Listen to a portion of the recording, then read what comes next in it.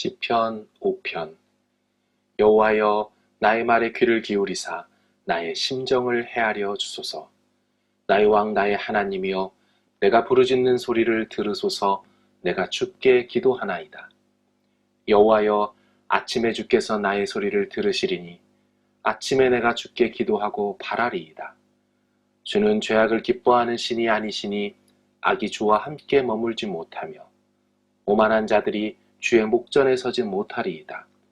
주는 모든 행악자를 미워하시며 거짓말하는 자들을 멸망시키시리이다. 여호와께서는 피 흘리기를 즐기는 자와 속이는 자를 싫어하시나이다.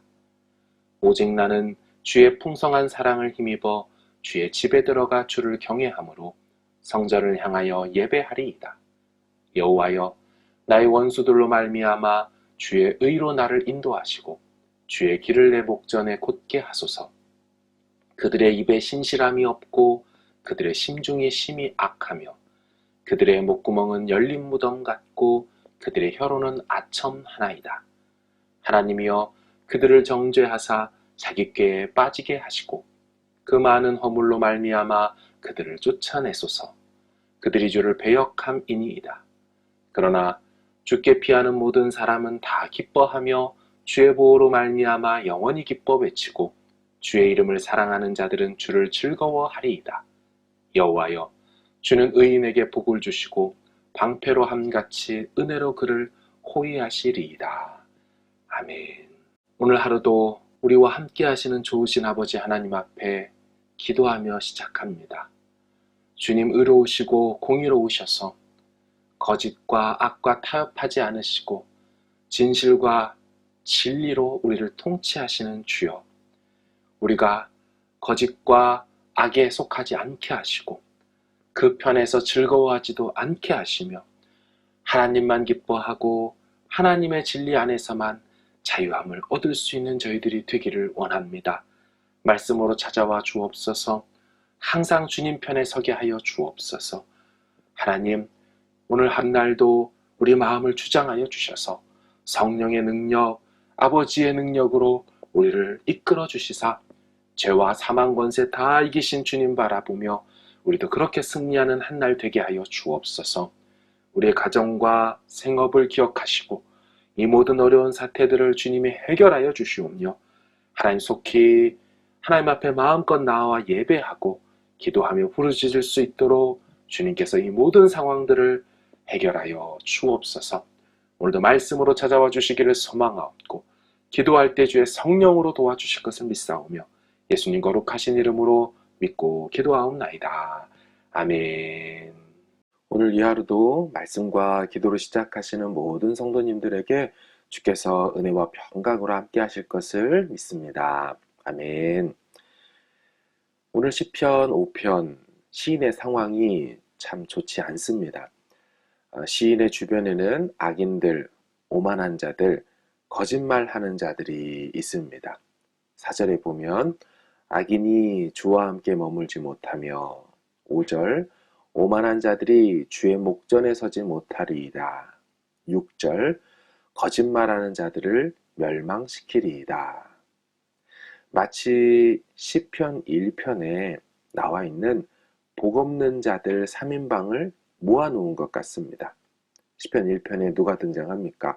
복 있는 사람은 악인들의 꾀를 따르지 아니하며 죄인들의 길에 서지 아니하며 오만한 자들의 자리에 앉지 아니하고, 악인들과 죄인들, 오만한 자들 이 3인방이 나오는 것처럼 시편 5편에도 악인들, 오만한 자들, 거짓말하는 자들 3인방이 서두에 등장합니다.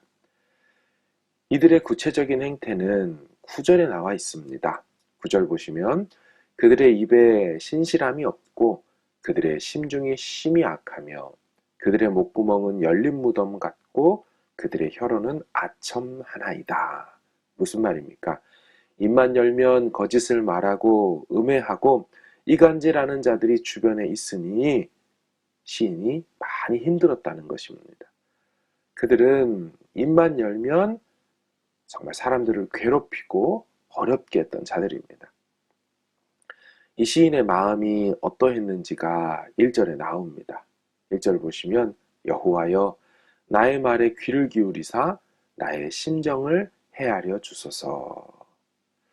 여기 심정을 헤아려 달라라는 히브리어 하깃이라는 이 말이 한숨소리, 신음, 울음 이런 단어를 뜻을 갖고 있습니다. 개역 한글은 이 부분을 이렇게 번역했습니다. 나의 심사를 통촉하소서. 공동 번역에는요. 나의 왕 나의 하느님이여 살려달라 애원하는 이 소리 모르는 채 마소서. 당신께 기도드립니다. 통촉하여 주소서. 살려달라 애원하는 이 소리를 모른 채 마소서. 시인이 얼마나 고통스러웠는지가 보여지는 번역이지요. 시인은 이 같은 자신의 억울함들을 하나님께만 아뢰입니다. 2절을 보시면 나의 왕 나의 하나님이여 내가 부르짖는 소리를 들으소서. 내가 주께 기도하나이다. 하나님을 왕으로 인정하며 하나님 내 기도를 내 부르짖는 소리를 들어달라고 얘기하죠. 여기서 부르짖는 소리를 들으소서 이 표현이 정중한 부탁처럼 보이지만 이 동사의 이 구문은 좀 다릅니다.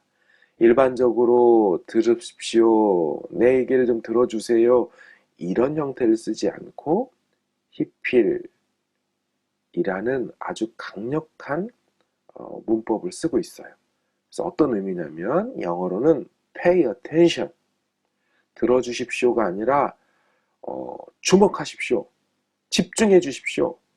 하나님 이거 꼭 들으셔야 합니다. 안 들으시면 큰일 납니다. 지금 이런 느낌으로 자신의 간절함을 하나님께 호소하고 있습니다. 게다가 이 같은 호소는 한 번이 아니었던 것으로 보입니다. 왜냐하면 내가 주께 기도하나이다 라는 이 히브리어 팔랄 기도하다 이 단어가 또 문법적으로 히트 파일이라고 해서 반복, 계속적으로 하는 행동을 말하는 문법을 씁니다. 그러니까 Young Literal Translation이라는 YLT 번역에 보면요. I pray habitually. 나는 반복적으로, 습관적으로 계속 기도합니다. 이렇게 번역해 놨습니다.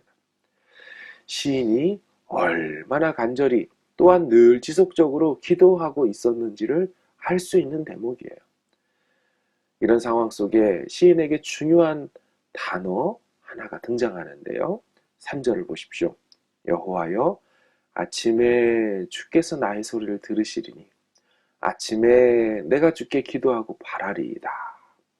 아침에 두 번의 반복이 되어 있죠. 고난당한 이에게 아침은 중요했습니다. 왜냐하면 이 아침은 밤사이 통곡하며 기도한 이에게는 응답의 시간이기 때문입니다.